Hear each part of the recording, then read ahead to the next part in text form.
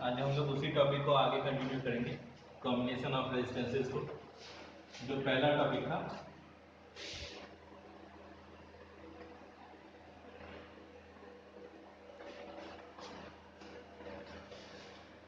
Series combination, हम लोग का हो चुका है। आज हम लोग देखेंगे पैरेलल कॉम्बिनेशन।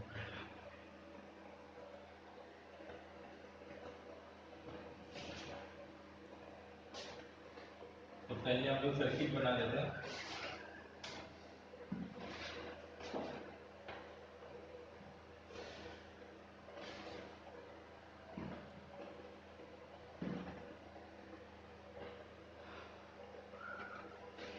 आप लोग को बस ध्यान रखना है जो बेसिक्स है कि अगर सेम वायर है तो करंट सेम होगा, अगर वायर अलग अलग पाथ चेंज हो जाता है तो करंट भी चेंज हो जाएगा।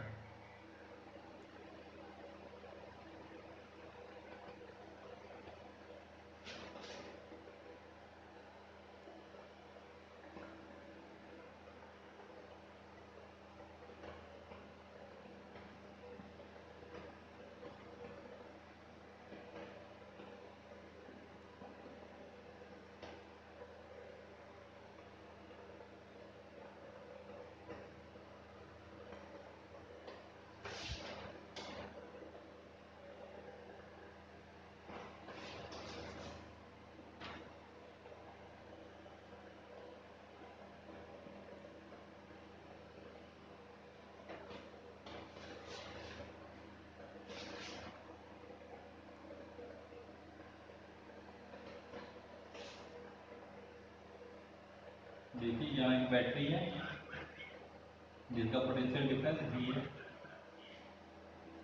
तीन रेजिस्टेंस हम लोग ले रहे हैं, R1, R2 और R3। ठीक, जब स्विच ऑन होगा, करंट लो होगा, तो यहाँ हम लोग इमेजिन करते हैं कि I करंट निकलेगा यहाँ से। अब इस पॉइंट पे यहाँ तक I रहेगा। अब यहाँ पे तीन अलग अलग पाथ हो जाता है तो करंट को डिस्ट्रीब्यूट होना पड़ेगा। तो यहाँ पे करंट I1, सेकेंड में I2 और थर्ड में I3।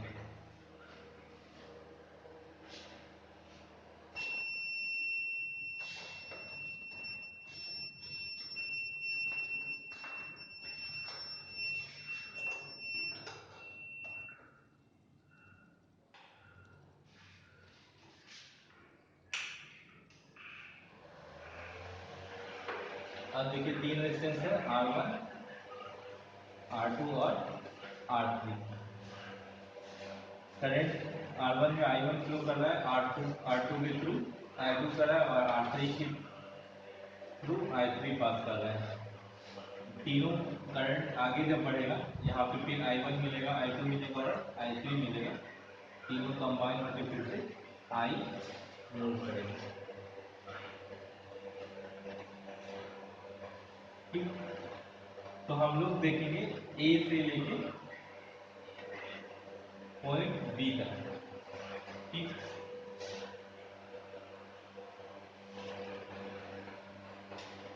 तो देखिए करंट यहाँ I अलग अलग फ्लो कर रहा है, तो हम लोग क्या लिख सकते हैं, I equal to I1 plus I2 plus I3 लिख सकते हैं। और देखिए V इक्वल टू क्या होता है, IR।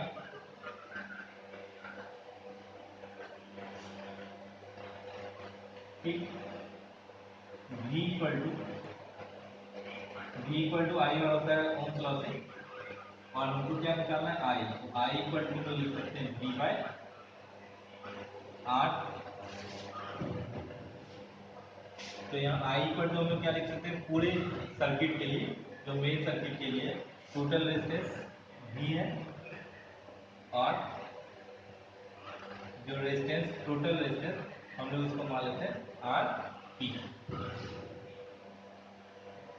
इसको RS मान लेते हैं सीरीज का। ये पूरा मतलब इस पूरे सर्किट का रेजिस्टेंस हम लोग मान लेते हैं आरपीएस। अब I1 कंडीशन के लिए देखिए, जब करंट I1 हो तो A से B तक टोटल पोटेंशियल कितना होगा, AC के बराबर, तो पोटेंशियल हो जाएगा V, और रेजिस्टेंस कितना है, I इक्वल टू V/R होता है। हमको वैल्यू कैलकुलेट करना है I1 का। तो देखिए I1 में, I1 कहाँ से कहाँ तक हम I1 को ले रहे हैं, A से B तक।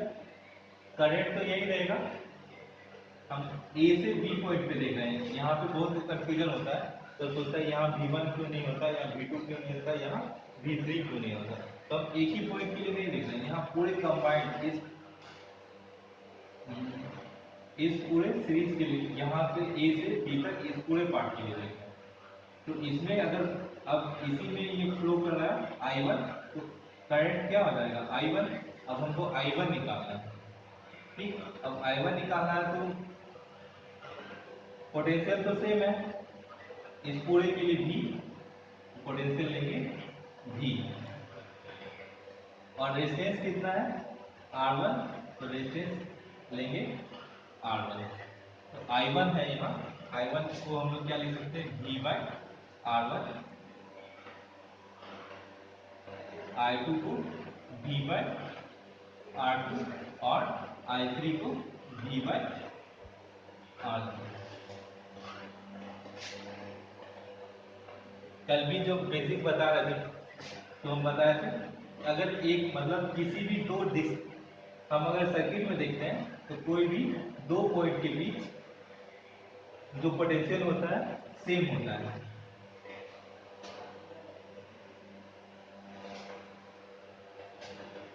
तो इसमें भी पोटेंशियल सेम होगा, इसमें भी, तीनों में भी ही रहेगा, क्योंकि across same point A and B के बीच है। अब देखिए V/RP इक्वल टू हो जाएगा V/R1, V/R2, V/R3।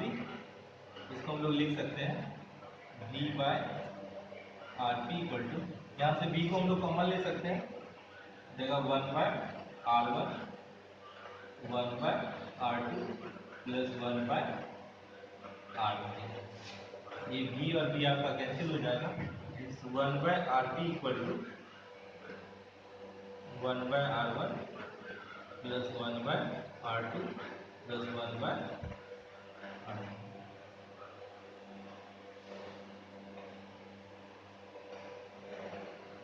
ये आपका हो गया रेजिस्टेंस इन पैरेलल। अगर पैरेलल ग्रुपिंग होता है तो रेसिप्रोकल ऑफ टोटल रेजिस्टेंस होता है sum of reciprocals of individual resistance.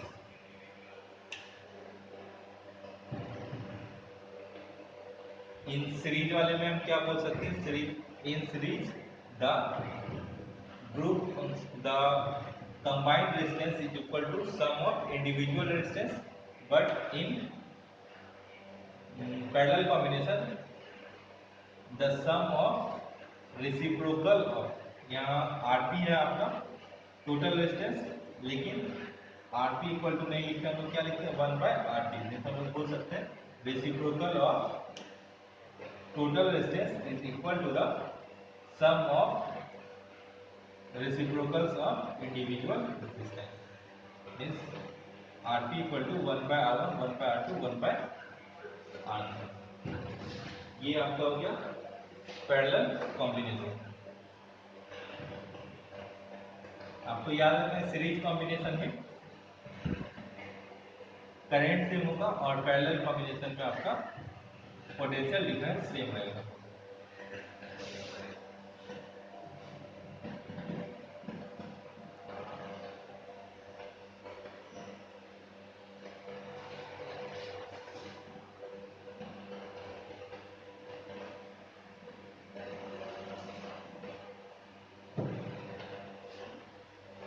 Combination of resistance में मेन दो ही होता है, एक सीरीज और एक पैरेलल।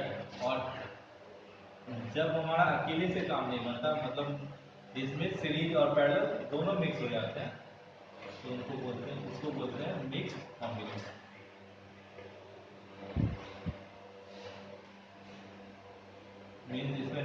इसका पैरेलल कॉम्बिनेशन भी होगा और सीरीज कॉम्बिनेशन होगा, दोनों रहेगा, इसीलिए इसको बोलते हैं मिक्स कॉम्बिनेशन।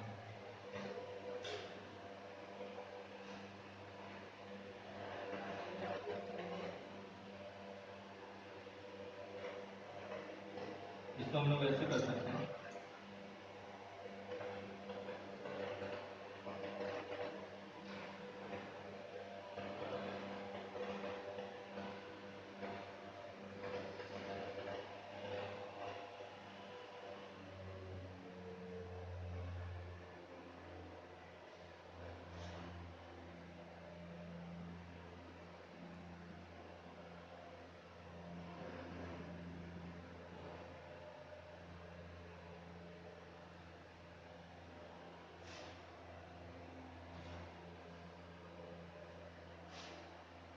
बहुत सारा एग्जाम्पल हो सकता है, हम लोग एक सिंपल एग्जाम्पल लिख देखते हैं।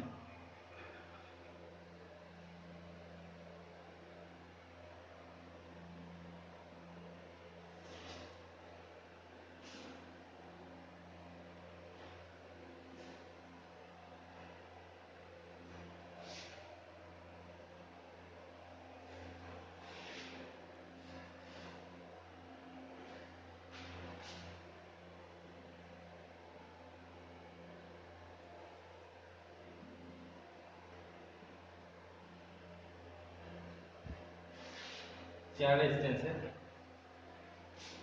जब स्विच ऑन होगा आई करंट फ्लो होगा, आई करंट यहाँ तक तो आएगा, लेकिन यहाँ से दो पाथ नजर आएगा, एक ऊपर एक नीचे। हम लोग कोई भी एक को I1 मान लेते हैं, एक को I2 मान लेते हैं, फिर यहाँ I1 हो। अब यहाँ देखिए R1 और R2 सेम वायर में है, मीन्स इसमें भी I1 पास होगा और इसमें भी I1 पास होगा। जो R3 और R4 है सेम वायर में है, तो यहाँ भी सेम करंट फ्लो होगा, इसमें भी I2 और इसमें भी I2। कंप्लीट नहीं होगा जब बाहर निकलेगा कंप्लीट, तो इसमें I1 हो जाएगा, इसमें I2, और दोनों जब कंबाइन करेंगे I1 प्लस I2,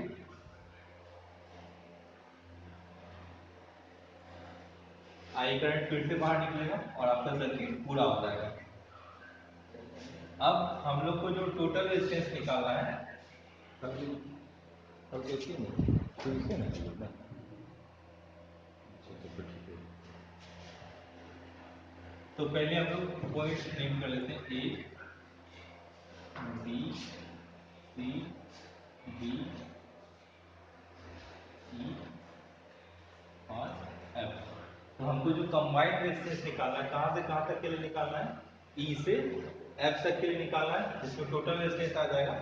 तो पहले हम लोग रेजिस्टेंस निकाल लेते हैं ए से बी तक का।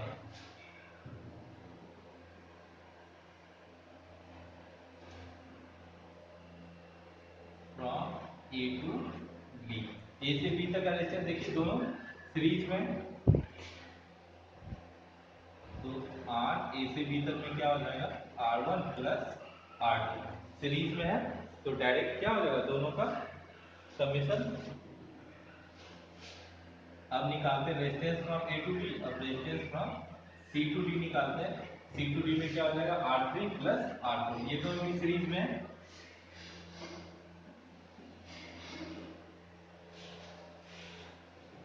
अब देखिए ए से बी तक का कंबाइंड फॉर्म क्या हो जाएगा, अगर हम लोग इस फिगर को नेक्स्ट लेवल पे बनाए तो ये कुछ ऐसा नजर आएगा।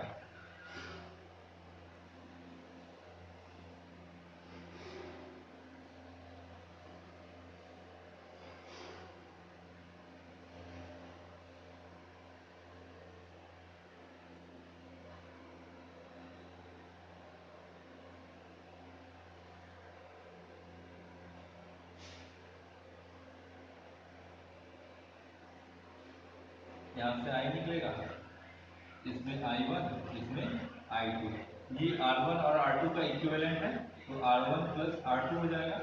ये R3 और R4 का इक्विवेलेंट है, तो R3 प्लस R4 हो जाएगा।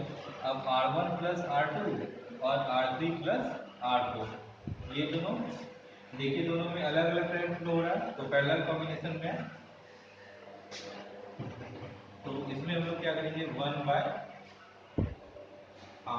अब जो कंबाइंड हमको निकालना है, ई से एफ तक निकालना है, लिखेंगे 1/R EF, क्योंकि पैरेलल कॉम्बिनेशन हम लोग रेसिप्रोकल लेते हैं, तो ये दोनों तो पैरेलल कॉम्बिनेशन है, तो हम लोग रेसिप्रोकल लेंगे। 1/R1 plus R2 plus 1/R3 plus R4, तो हमारा कंबाइंड रेजिस्टेंस निकल जाएगा 1/R EF। यहाँ पे R1 R2 नहीं आ रहा है, वहाँ पे आपको क्वेश्चन में वैल्यू दिया हुआ रहेगा, ये 5 ओम का है, ये 10 ओम का है, 6 ओम का है, 8 ओम का है, रेजिस्टेंस का आपका वैल्यू दिया होगा, कैलकुलेट करके आराम से निकाल लेंगे। यहाँ पे हम लोग कैसे कर सकते हैं, इन दोनों का एलसीएम ले लेते हैं, R1 plus R2 into R3 plus R4, और यहाँ पे हो जाएगा ऊपर total R1 plus R2 plus R3 plus R4। अब ये जो आपका वैल्यू आया, ये आपका आर ई, मतलब आपको तो क्या कैलकुलेट करना है, आर ई से एफ के बीच, ये निकला है 1/R EF। तो अगर आपको आर ई एफ कैलकुलेट करना है, तो क्या करेंगे आप, उल्टा हुआ है, देखिए आर ई एफ नीचे था, ऊपर चला है, इसको भी ऊपर लेके चल जाएंगे, ये हो जाएगा R1 plus R2 into R3 plus R4 by R1 plus R2 plus R3 plus R4। यही आपका मिक्स ग्रुपिंग का रेजिस्टेंस आ गया। इसमें दोनों था सीरीज की और पैरेलल, तो ऐसे करके कैलकुलेट कर सकते हैं। और भी क्वेश्चन में वैरायटी अलग अलग हो सकता है, तो आप क्या करेंगे, पहले कोशिश करेंगे जो सीरीज वाला है सिंपल से हो जाएगा, पहले सीरीज वाला कर लेंगे, और उसके बाद जब सीरीज में अलग अलग इक्विवेलेंट रेजिस्टेंस आ जाएगा, तो उसको पैरेलल में कैलकुलेट कर लेंगे। वही जैसा क्वेश्चन रहेगा वैसा आराम से कर लेंगे।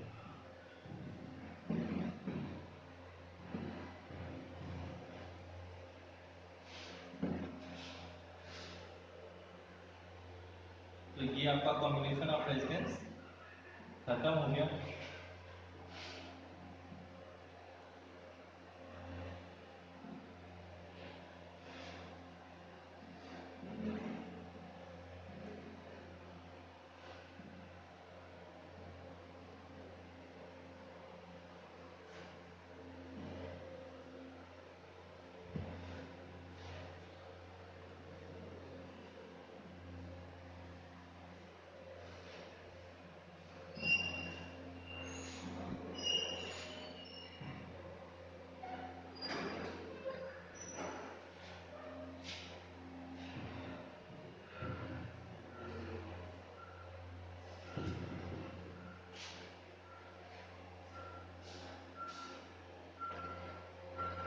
नेक्स्ट है आपका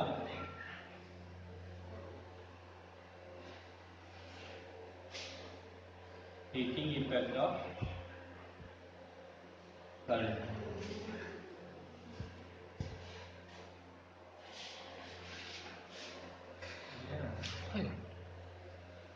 15 मिनट है।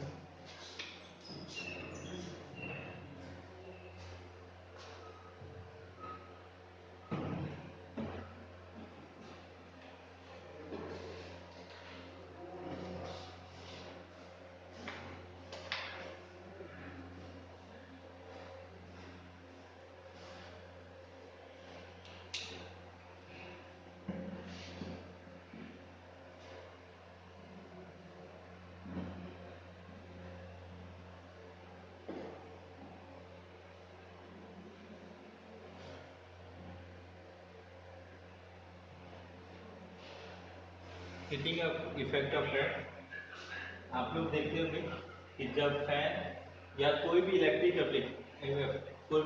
अप्लायंस देर तक चलता है, मीन्स ज़्यादा टाइम तक जब हम उसको यूज करते हैं तो वो हीट हो जाता है, या फिर कंडक्टर भी हीट होता है।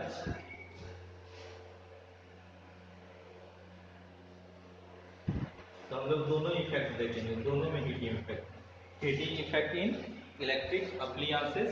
एक तो इसमें देख लेंगे कि जो फैन चलता है वो क्यों गर्म होता है, और दूसरा देखेंगे कि जो कंडक्टर होता है, आप देखते होंगे कि वायर भी चलते चलते गर्म हो जाता है, या फिर अगर जो सस्ता वाला वायर होता है वो कभी कभी देखते होंगे मेल्ट भी हो जाता है बीच से, तो वो भी कंडक्टर क्यों हीट होता है। इसमें हमको दो चीज देखना है, एक देखना है कंडक्टर क्यों हीट होता है, और दूसरा जो इलेक्ट्रिक अप्लायंसेस है वो क्यों हीट होता है। तो एक तो आपका सिंपल आएगा, मतलब मैकेनिज्म से समझेंगे कि कंडक्टर क्यों हीट होता है, और दूसरा जो इलेक्ट्रिक अप्लायंसेस हीट होते हैं जैसे फैन हुआ, बल्ब हुआ, फ्रिज, कूलर, ये सब जो गर्म होता है, इलेक्ट्रिक मोटर, ये सब जो गर्म होता है, ये जूल्स लॉ ऑफ हीटिंग से हम लोग देखेंगे। तो इसमें हम लोग को दो एस्पेक्ट में देखना है, एक हीटिंग ऑफ कंडक्टर और एक हीटिंग ऑफ इलेक्ट्रिक अप्लायंसेस।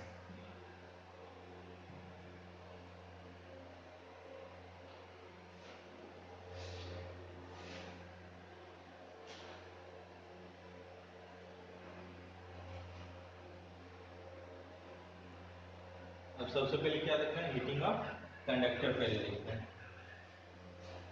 तो हीटिंग ऑफ कंडक्टर देखने के लिए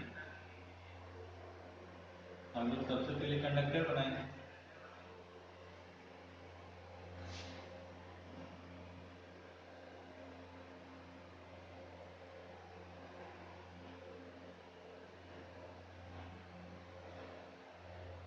ये हम लोग कंडक्टर का माइक्रोस्कोपिक व्यू ले रहे हैं, पतला वायर ही, उसको जूम करके देख रहे हैं, जूम करके।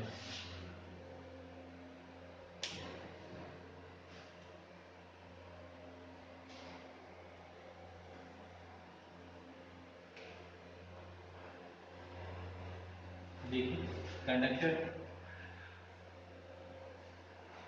एटम से बना हुआ है।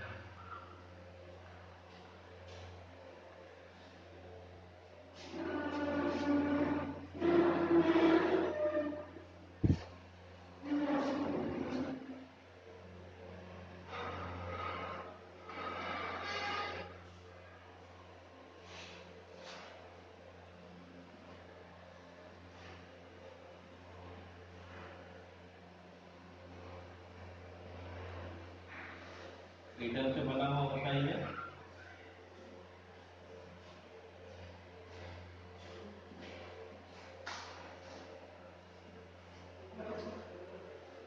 अभी एटम तक न्यूट्रल है।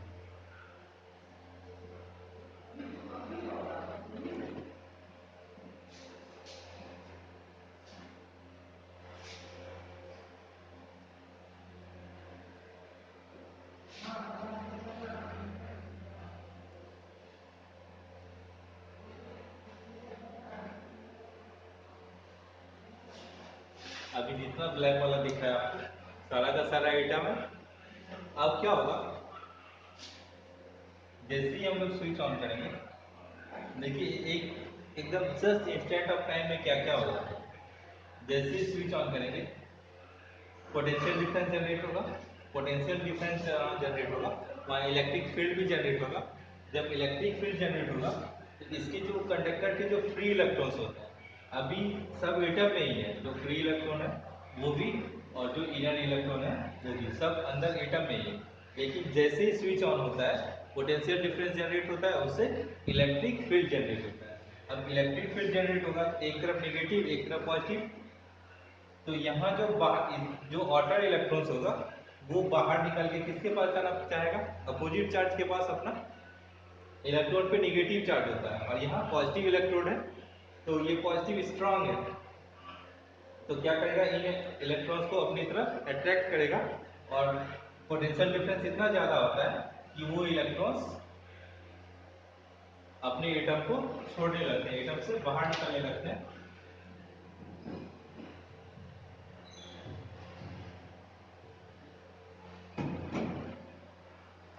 तो अगर एटम से आयन बाहर निकल जाए, एटम से इलेक्ट्रॉन बाहर नहीं निकल जाए, तो एटम एटम रहेगा नहीं रहेगा, वो बन जाएगा आयन।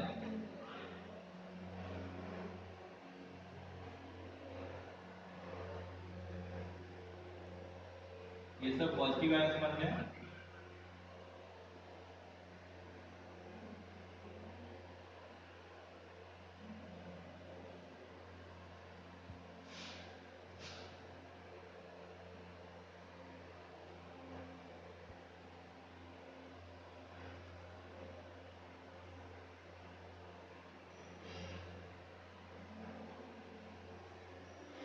इनको बनाने में इतना टाइम लग रहा है, लेकिन 1 सेकंड भी नहीं लगता ऐसा होने में, एटम को आयन बनने में।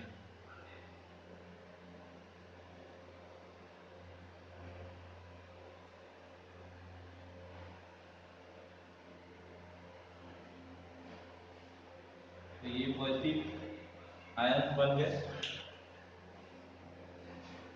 तो ऐसे थोड़ी बने, इलेक्ट्रॉन बाहर आ रहा है, ये देखिए आपके इलेक्ट्रॉन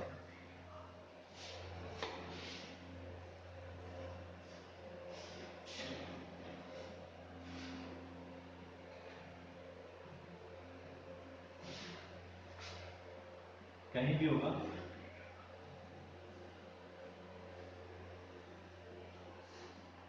ऐसा नहीं है जहां बना रहे वहीं होगा। और रेड पेन से इसीलिए दिखा रहे हैं कि सारा इलेक्ट्रॉन खतरनाक है, छूने पे झटका भी लगता है।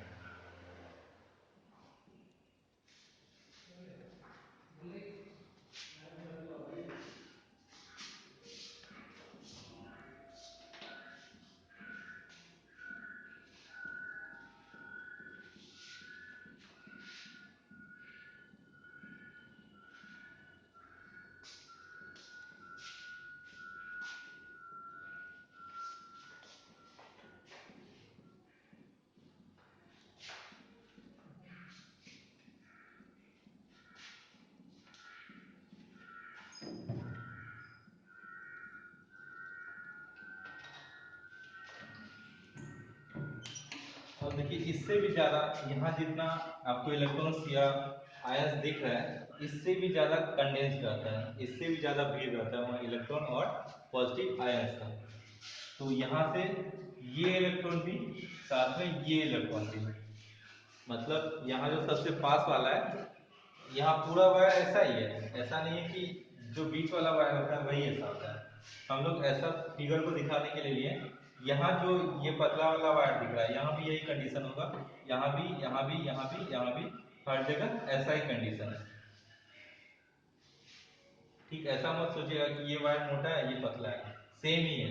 इसी वायर को जूम करके हम लोग देख रहे हैं, इसी का माइक्रोस्कोपिक व्यू ले रहे हैं। तो यहाँ देखिए, अब सारा एटम, मतलब यहाँ से लेके यहाँ तक का सारा एटम क्या करना चाहेगा, पॉजिटिव इलेक्ट्रोड के पास जाना चाहेगा। तो यहाँ देखिए इलेक्ट्रॉन जो इधर जाने के लिए मूव करेगा, तो उस मूवमेंट में वो उसमें क्या होगा, पॉजिटिव आयंस के साथ साथ में और इलेक्ट्रॉन्स के साथ उसका कॉलिजन होगा। जैसे ये इलेक्ट्रॉन इधर मूव करना चाहेगा तो दूसरे से टकराएगा, कभी इससे टकराएगा, कभी उससे टकराएगा, बहुत सारा कॉलिजन होगा। तो जब कॉलिजन होता है तो वहां पे तो हीट डेवलप होता ही है। तो इतना सारा कॉलिजन जब रेगुलर होता है तो आपका कंडक्टर में हीट डेवलप होता है। आप देखते ही हैं, जैसे जैसे कॉलिजन होता है, कोई भी दो छोटा छोटा भी अगर चीज टकराता है तो फ्रिक्शन से हीट जनरेट होता है। वैसे ही यहाँ क्या हो रहा है, इलेक्ट्रॉन्स पॉजिटिव आयंस के साथ तो टकराते ही हैं और नेबरिंग इलेक्ट्रॉन्स के साथ भी टकराते हैं।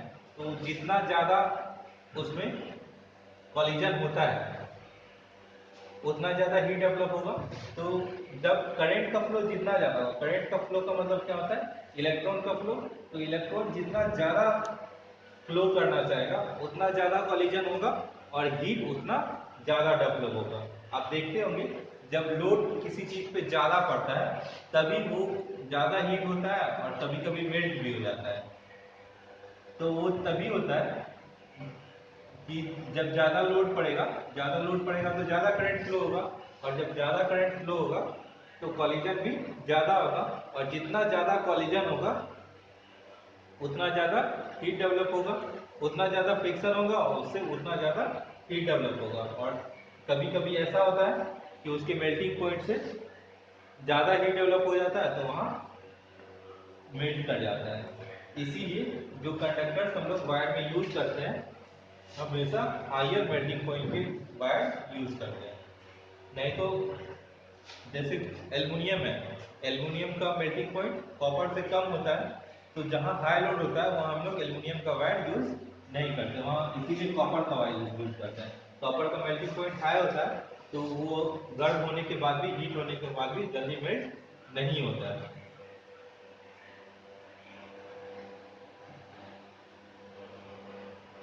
तो ये आपका हीटिंग ऑफ कंडक्टर था। हीटिंग ऑफ कंडक्टर हमको लगता है मैक्सिमम क्लियर हो ही गया होगा।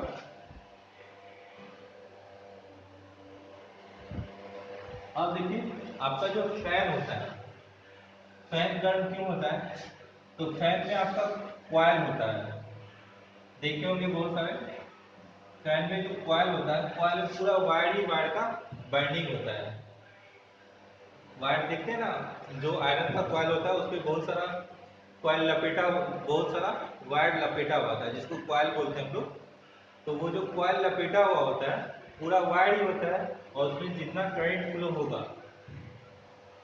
तो जितना ज़्यादा करंट फ्लो होगा, अब जैसे हम लोग कोई चीज़ को 10 मिनट के लिए चला रहे हैं तो 10 मिनट तक ही करंट फ्लो हो रहा है, तो उतना हीट मतलब हीट तो जनरेट होता है, लेकिन 10 मिनट के बाद अगर हम उसको ऑफ कर देते हैं तो वो हीट धीरे धीरे डिसिपेट हो जाता है। लेकिन अगर उसको हम रेगुलर टाइम तक जलाते रहते हैं तो कंटिन्यूस करंट फ्लो होता है, और कंटिन्यूस करंट फ्लो होता है तो कंटिन्यूस कॉलिजन भी होता है, और कंटिन्यूस कॉलिजन होता है तो वो हीट हो जाता है।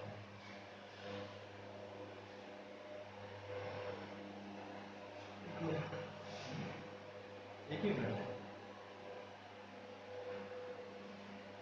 तो आप लोग इस मॉडल से तो समझ गए होंगे हीटिंग इफेक्ट क्यों होता है। अब नेक्स्ट इसका एक्सप्लेनेशन, टाइम नहीं बचा है, नेक्स्ट क्लास में थोड़ा सा और बचा है।